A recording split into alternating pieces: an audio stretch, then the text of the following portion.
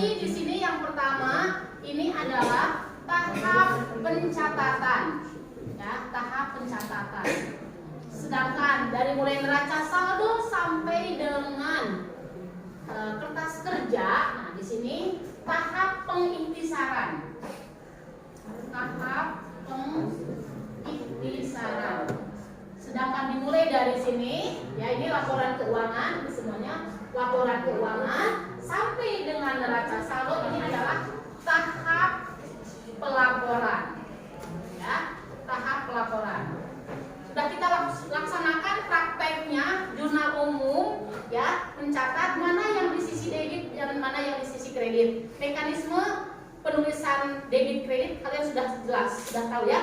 HUM PB, D KKK D, K DDD K. Ya, setelah itu dibuat buku besar, disatukan semua akun yang sama dibuat dalam satu buku.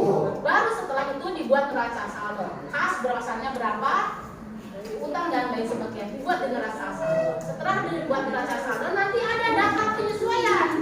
Data penyesuaian, kemudian kalian dibuat perhitungannya. Setelah dibuat perhitungannya, baru dibuat jurnal penyesuaian. Sudah ada neraca saldo dan jurnal penyesuaian, langsung masukkan ke dalam kertas kerja. Kertas kerja yang sudah kita praktekkan adalah kertas kerja berapa kolom? 3. Berapa?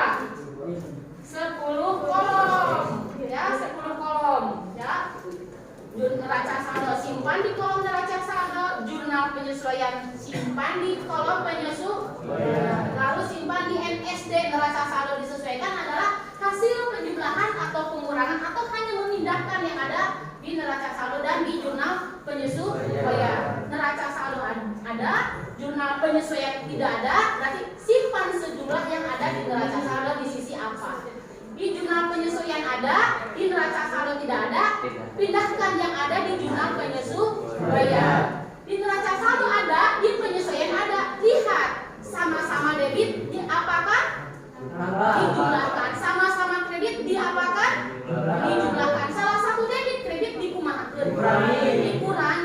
Ya, apabila saldo debit lebih besar daripada kredit, berarti simpan di sisi debit. Pun sebaliknya. Beres kertas kerja, kita nanti akan bisa melihat perusahaan dalam keadaan laba atau rugi.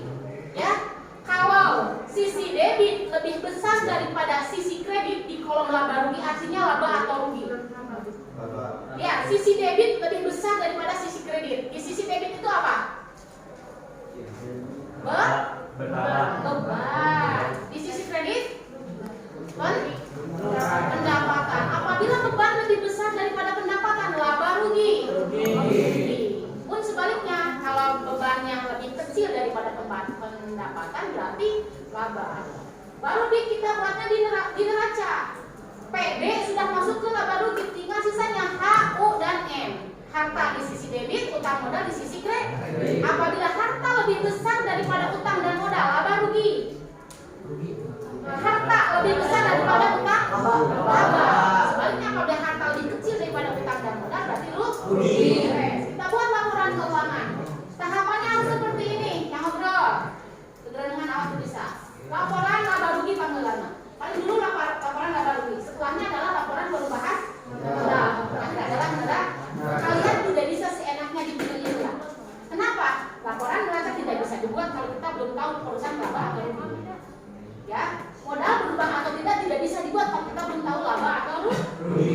Setelah beres, baru bikin jurnal penutup. Membuat jurnal penutup yaitu dilihat dari neraca saldo, jurnal penyesuaian. Ya,